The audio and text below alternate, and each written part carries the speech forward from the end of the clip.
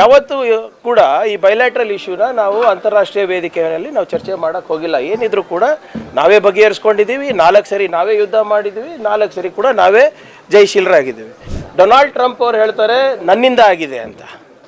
ಪಾಕಿಸ್ತಾನ ಪ್ರಧಾನಮಂತ್ರಿಗಳು ಪಾರ್ಲಿಮೆಂಟನ್ನು ಕರೆದು ನಾವೇ ಜಯಶೀಲರಾಗಿದ್ದೇವೆ ಅಂತ ಘೋಷಣೆ ಮಾಡ್ತಾರೆ. ನಮ್ಮ ಪ್ರಧಾನಮಂತ್ರಿ ರಾತ್ರಿ 8 ಗಂಟೆಗೆ ಬಂದು ಮನ್ ಕಿ ಬಾತ್ ಹೇಳ್ತಾರೆ. ನಾವು ಏನಕ್ಕೆ ನಂಬಬೇಕು? ನಿಮ್ಮನ್ನು ನಾವು ನಂಬಿದ್ದೇವೆ, ನಮ್ಮನ್ನು ಯಾಕೆ ನಂಬ್ತಾ ಇಲ್ಲ ನೀವು? ಕಾಶ್ಮೀರ್ ಇಶ್ಯೂ ಏನಿದೆ ಅದು ಬೈಲ್ಯಾಟ್ರಲ್ ಇಶ್ಯೂ, ಒಪ್ತೀರಾ ಎಲ್ಲರೂ? ಯಾವತ್ತೂ ಕೂಡ ಅದು ಅಂತಾರಾಷ್ಟ್ರೀಯ ಮಟ್ಟಿಗೆ ಬೇರೆ ದೇಶದವರು ಅದಕ್ಕೆ ಹಸ್ತಕ್ಷೇಪ ಮಾಡಿರಲಿಲ್ಲ. ಆದರೆ 2 ದಿನದಲ್ಲಿ 3 ಬಾರಿ ಅಮೇರಿಕಾದ ಅಧ್ಯಕ್ಷರು ಡೊನಾಲ್ಡ್ ಟ್ರಂಪ್ ಅವ್ರ ಸ್ನೇಹಿತರು ಪದೇ ಪದೇ ಹೇಳ್ತಾ ಇದ್ದಾರೆ, ನಾನು ಮಧ್ಯಸ್ಥಿಕೆ ವಹಿಸಿದ ಮೇಲೆ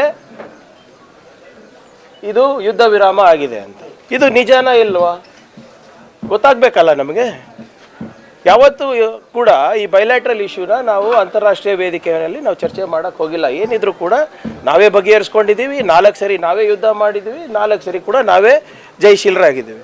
ಈಗ ಡೊನಾಲ್ಡ್ ಟ್ರಂಪ್ ಅವರು ಪದೇ ಪದೇ ನಿನ್ನೆಗೂ ಕೂಡ ಮೋದಿಯವರು ಮಾತಾಡೋದಕ್ಕಿಂತ ಮುಂಚೆ 1 ತಾಸು ಮುಂಚೆ ಅವರೇ ಪ್ರೆಸ್ ಸ್ಟೇಟ್ಮೆಂಟ್ ಕೊಟ್ಟಿದ್ದಾರೆ. ನಾನು ಮಧ್ಯಸ್ಥಿಕೆ ವಹಿಸಿದೆ, ಅವ್ರಿಗೆ ಬುದ್ಧಿವಾದ ಹೇಳಿದೆ, ಇದು ಆರ್ಥಿಕವಾಗಿ ನನಗೆ ನಷ್ಟ ಆಗುತ್ತೆ, ನನ್ನ ಮಾತು ಕೇಳಿ ನಿಮ್ಮ ಜೊತೆನೂ ನಾವು ವ್ಯಾಪಾರ ಮಾಡ್ತೀವಿ, ಅವ್ರ ಜೊತೆನೂ ವ್ಯಾಪಾರ ಮಾಡ್ತೀವಿ, ಅದಕ್ಕೆ ನಿಲ್ಲಿಸಿ ಅಂದಿದ್ದಕ್ಕೆ ಇವತ್ತು ಮೋದಿಯವರು ಮಾತು ಕೇಳಿ ನಿಲ್ಲಿಸಿದ್ದಾರೆ ಅಂತ. ಈಗ ಡೊನಾಲ್ಡ್ ಟ್ರಂಪ್ ಅವ್ರು ಹೇಳ್ತಾರೆ ನನ್ನಿಂದ ಆಗಿದೆ ಅಂತ. ಪಾಕಿಸ್ತಾನ ಪ್ರಧಾನಮಂತ್ರಿಗಳು ಪಾರ್ಲಿಮೆಂಟನ್ನು ಕರೆದು ನಾವೇ ಜಯಶೀಲರಾಗಿದ್ದೇವೆ ಅಂತ ಘೋಷಣೆ ಮಾಡ್ತಾರೆ. ನಮ್ಮ ಪ್ರಧಾನಮಂತ್ರಿ ರಾತ್ರಿ 8 ಗಂಟೆಗೆ ಬಂದು ಮನ್ ಕಿ ಬಾತ್ ಹೇಳ್ತಾರೆ. ನಾವು ಏನಕ್ಕೆ ನಂಬಬೇಕು? ನಾವು ಕೇಳ್ತಾ ಇರೋದೇನು, ಆಲ್ ಪಾರ್ಟಿ ಮೀಟಿಂಗ್ ಅಟೆಂಡ್ ಆಗಿ ಅಂತ. ಅಟೆಂಡ್ ಆಗಿ ನಮಗೆಲ್ಲರಿಗೂ ಹೇಳಿದರೆ ನಾವು ಒಪ್ತಾ ಇದ್ವಲ್ಲ? ನಾವೇನಾದರೂ ಅವರ ನಿರ್ಧಾರಕ್ಕೆ ನಾವು ತದ್ವಿರುದ್ಧವಾಗಿ ನಡ್ಕೊತಾ ಇದ್ವಾ? ಭಾಳ ಸ್ಪಷ್ಟವಾಗಿ ಹೇಳಿದ್ದೀವಿ, ರಾಷ್ಟ್ರದ ಹಿತಾಸಕ್ತಿಗೋಸ್ಕರ ನಾವು ಸಂಪೂರ್ಣವಾಗಿ ನಿಮ್ಮನ್ನು ಬೆಂಬಲಿಸ್ತಾ ಇದ್ದೇವೆ, ನಿಮ್ಮನ್ನು ನಾವು ನಂಬಿದ್ದೇವೆ, ನಮ್ಮನ್ನು ಯಾಕೆ ನಂಬ್ತಾ ಇಲ್ಲ ನೀವು? ಪಾರ್ಲಿಮೆಂಟ್ ಕರೀರಿ. ಪಾಕಿಸ್ತಾನದವ್ರು ಕರೆದ್ಬಿಟ್ಟು ಜಯಬೇರಿ ಆಗಿದ್ದಾರೆ ಅಂತ ಹೇಳ್ಕೊತಾ ಇದ್ದಾರೆ, ನೀವು ಅದಕ್ಕೆ ಕೌಂಟ್ರು ಮಾಡಬಾರ್ದಾ? ಏನಾಗ್ತಾ ಇದೆ ಅಂತ ಬೇರೆ ನಿಮ್ಮ ಆಪೋಸಿಷನ್ ಪಾರ್ಟೀಸಿಗೆ ತಿಳಿಸ್ಬಾರ್ದಾ? ಜನರಿಗೆ ತಿಳಿಸ್ಬಾರ್ದಾ? ಈ ಯುದ್ಧ ವಿರಾಮದ ಏನು ನಿಯಮಾವಳಿಗಳು ಏನಿದೆ, ಯಾಕೆ ನಿಲ್ಲಿಸಿದ್ದಾರೆ? ನಮ್ಗೆ ಅಡ್ವಾಂಟೇಜ್ ಇತ್ತಲ್ವಾ? ನಿಮ್ಮ ಬಾಡಿಗೆ ಭಾಷಣಕಾರರು ಕರಾಚಿ ಆಕ್ಯುಪೈ ಮಾಡಿದ್ದಾರೆ, ಇಸ್ಲಾಮಾಬಾದ್ ಆಕ್ಯುಪೈ ಮಾಡಿದ್ದಾರೆ, ಕರಾಚಿ ಪೋರ್ಟ್ನ ಧ್ವಂಸ ಮಾಡಿದ್ದಾರೆ, ಏನೇನು ಪ್ರಧಾನಮಂತ್ರಿಯವರ ಮನೆ ಬಾಗಿಲಿಗೆ ಹೋಗಿ ಮುಟ್ಟಿದ್ದಾರೆ ಅಂತ ಎಲ್ಲ ಹೇಳ್ಕೊಂಡಿದ್ರಲ್ರಿ. ಅದು ಏನದು ಕರೆಕ್ಟಾಗಿ ಹೇಳಬೇಕಲ್ಲ, ಸತ್ಯಾಂಶ ಏನಿದೆ? ನೀವು ಹೇಳೋದು ಕರೆಕ್ಟಾ? ಟ್ರಂಪ್ ಹೇಳೋದು ಕರೆಕ್ಟಾ? ನಿಮ್ಮ ಪಾಕಿಸ್ತಾನ ಪ್ರಧಾನಮಂತ್ರಿ ಹೇಳೋದು ಕರೆಕ್ಟಾ? ನಿಮ್ಮ ಬಾಡಿಗೆ ಭಾಷಣಕಾರರು ಹೇಳೋದು ಕರೆಕ್ಟಾ? ಸೋಷಿಯಲ್ ಮೀಡಿಯಾದಲ್ಲಿ ಯುದ್ಧ ನಡೆಸಿದ್ದೀರಾ ನೀವು? ನಮ್ಮದು ಡಿಮಾಂಡ್ ಭಾಳ ಸಿಂಪಲ್ ಇದೆ, ನಾವು ನಿಮ್ಮ ಜೊತೆ ಇದ್ದೀವಿ. ನೀವು ನಮ್ಮ ದೇಶದ ಹಿತಾಸಕ್ತಿ ಕಾಯಲಿಕ್ಕೆ ಏನು ನಿರ್ಣಯ ತಗೋತೀರಾ, ಅದು ಏನು ಕದನ ವಿರಾಮನೇ ಇರ್ಬೋದು, ನಿಮ್ಮ ಜೊತೆ ಇದ್ದೀವಿ. ಆದರೆ ಏನಾಗ್ತಾ ಇದೆ, ಹೇಗಾಗ್ತಾ ಇದೆ ಸ್ವಲ್ಪ ದಯವಿಟ್ಟು ಜನರಿಗೆ ತಿಳಿಸಿ, ಜನರಿಗೆ ದಾರಿ ತಪ್ಪಿಸೋದಲ್ಲ. ಮೋದಿ ಸ್ಪೀಚ್ ಮಾಡೋದಕ್ಕಿಂತ ಮುಂಚೆ ಡೊನಾಲ್ಡ್ ಟ್ರಂಪ್ ಪ್ರೆಸ್ ಮೀಟ್ ಮಾಡಿರ್ತಾರೆ ಸರ್, ನಾವು ವ್ಯಾಪಾರ ನಿರ್ಬಂಧಿಸ್ತೀವಿ ನೀವು ಒಪ್ಪದೇ ಇದ್ರೆ ಅನ್ನೋ ಕಾರಣಕ್ಕೆ ಅದೇ ಹೇಳ್ತಾ ಇರೋದಲ್ಲ ಇವರೇ. 2 ದಿನದಲ್ಲಿ 3 ಬಾರಿ ಅವ್ರು ಹೇಳ್ತಾ ಇದ್ದಾರೆ ನನ್ನಿಂದ ನಿಂತಿದೆ, ನನ್ನಿಂದ ಯುದ್ಧ ವಿರಾಮ ಆಗಿದೆ, ನಾನು ಇದು ಆರ್ಥಿಕವಾಗಿ ನಾವು ಅವ್ರಿಗೆ ಸಹಾಯ ಮಾಡ್ತೀವಿ ಅಂದರೆ ಏನು ಆಮಿಷ ಕೊಡ್ತಾ ಇದ್ದಾರಾ? ಆಮೇಲೆ ನಾವು ಹೇಳ್ತಾ ಇದ್ದೀರಲ್ಲ ಪದೇ ಪದೇ, ಇಂಡಿಯಾ ಮತ್ತು ಪಾಕಿಸ್ತಾನಿಗೆ ಹೋಲಿಕೆ ಯಾಕೆ ಮಾಡ್ತಾ ಇದ್ದಾರೆ ಇವರು? ನಮ್ಮ ಆರ್ಥಿಕ ಪರಿಸ್ಥಿತಿ ಏನಿದೆ, ಇವರ ಆರ್ಥಿಕ ಪರಿಸ್ಥಿತಿ ಏನಿದೆ? ಇವರು ವಿದೇಶಾಂಗ ನೀತಿನ ಸಂಪೂರ್ಣವಾಗಿ ವಿಫಲ ಆಗಿದೆ. ಅವ್ರಿಗೆ $2 ಬಿಲಿಯನ್ IMF ಲೋನ್ ಸಿಕ್ಕಿದೆ ಅಲ್ಲ, ಹೆಂಗೆ ಸಿಕ್ತು?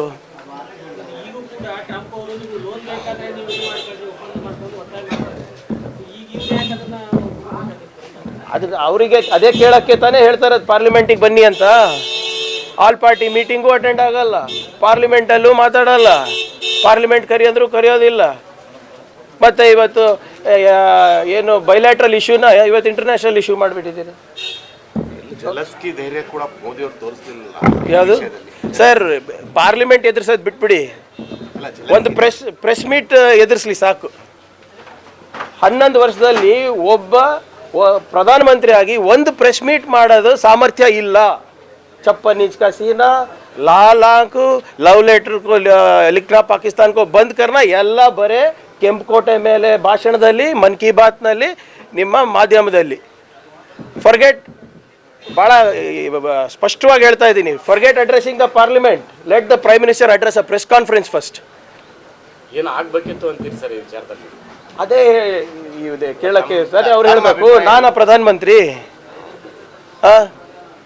ನಾವಂತೂ ಹೇಳಿದೀವಲ್ಲ ಇವರೇ ನೀವು ಯುದ್ಧಕ್ಕೆ ಹೋದ್ರು ರೆಡಿ ನೀವೇ ತಾನೇ ಹೇಳಿದ್ದು ನಾವು ಕರಾಚಿ ಬಾಗಿಲು ತಟ್ತೀವಿ ಇಸ್ಲಾಮಾಬಾದ್ ತಟ್ತೀವಿ ಅಖಂಡ ಭಾರತ ಕನಸು ನನ್ಸಾಗಕ್ಕೆ ಪ್ರಾರಂಭ ಆಗಿದೆ ಅಂತ ನೀವು ತಾನೇ ಹೇಳಿದ್ದು ನಾವು ಹೇಳಿದ್ದು ಯಾಕೆ ನನ್ಸಾಗ್ತಾ ಇಲ್ಲ ಸ್ವಾಮಿ ಅಂತ ಕೇಳ್ತಾ ಇರೋದು ಅಷ್ಟೇ ನಾವು ಇನ್ನೇನಿದ್ರು ಮಾತುಕತೆ ಇದ್ರೆ ಬರೀ POK ಬಗ್ಗೆ ಮಾತ್ರ ಅಂತ ಮಾತಾಡಿ ಸ್ವಾಮಿ ಎಲ್ಲರೂ ಮಾತಾಡಿ ಆದರೆ ಪಾರ್ಲಿಮೆಂಟ್ನಲ್ಲಿ ಹೇಳಿ ಏನೇನು ನಡೀತಾ ಇದೆ ಅಂತ ನಿಮಗೆ ಸಂಪೂರ್ಣವಾಗಿ ಬೆಂಬಲ ಮಾಡ್ತೀವಿ ಎಲ್ಲೋದ್ರು ಆತಂಕವಾದಿಗಳು ಎಲ್ಲೋದ್ರು where are those 4 people 250 kilometre ಒಳಗಡೆ ಬಂದು 26 ಜನವನ್ನ ಕೊಲೆ ಮಾಡಿ ಎಲ್ಲೋದ್ರು ದೇಶದ ಒಳಗಡೆ ಬಂದ್ರ ಹೊರಗಡೆ ಬಂದ್ರ ಏನು ಅಷ್ಟು ಪೋರಸ್ ಇದೆಯಾ ನಮ್ಮ ಬಾರ್ಡರ್ಸು ಎಲ್ಲೋದ್ರು ನಿಮ್ಮ ಅಜಿತ್ ದೋವಲ್ ಜೇಮ್ಸ್ ಬಾಂಡ್ ಎಲ್ಲೋದ್ರು ನಿಮ್ಮ ಅಮಿತ್ ಶಾ ಅವರು